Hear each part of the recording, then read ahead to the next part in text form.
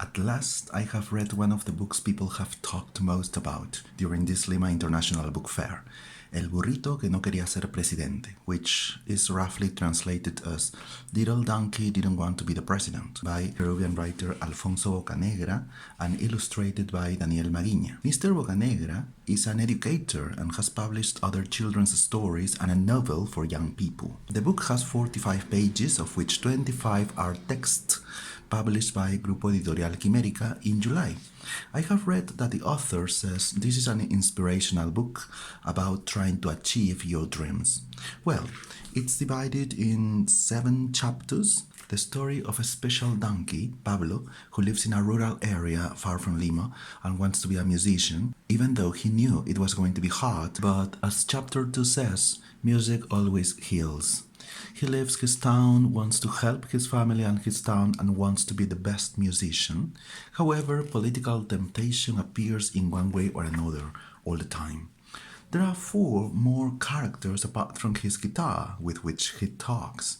Leopoldo, the fox, Alejandro, the mouse, Radamel, the pig, and Mario Antonio, the jaguar. I have tried to identify real Peruvian politicians in those characters. Leopoldo is the founder of a political party whom Pablo doesn't trust because he seems to be dishonest. Alejandro, who reassures Pablo that everything comes to us, even money. He is apparently the founder of another political party. Radamel, the millionaire pig, a successful entrepreneur who solves everything with money, and Mario Antonio, the member of parliament who, as the others, is a presidential candidate. All of them said that it is because they want to solve our country's problems, but Pablo is not so convinced. Anyway, I see this as an inspirational book, and that's why I have mixed feelings. Because if we didn't know Pedro Castillo, the president of Peru, this book wouldn't have been written in the first place.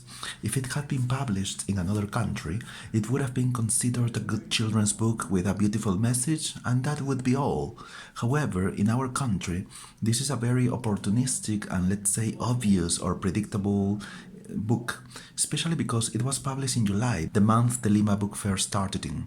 A good marketing strategy because everybody's talking about this. I also have mixed feelings because social media has become so polarized and aggressive. Someone on TikTok, for example, implied I was a Pedro Castillo supporter because I somehow criticized not the book because I have just read it, but the very fact of publishing it.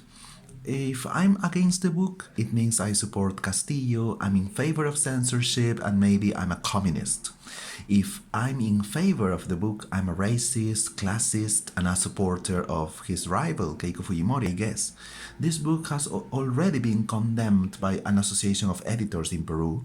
They also criticized the International Book Fair for permitting this book in the fair. To be honest, I haven't seen any discrimination based on social class or race in this book, treating it as a book solely. But yes, of course, references to Pedro Castillo start here, on the cover. We cannot be so innocent, of course. Another thing, at times it does not sound like a children's book. For example, Radamel, the pig, says something like, because I'm an entrepreneur, I have founded a political party. A little bit too adult to understand, I guess. Anyway, marketing has made its job. I, responsibly or irresponsibly, have contributed to this. Yes, it's up to you reading this. As a book, it's nice, but in this political context, of course, there's some connotation. Bye bye.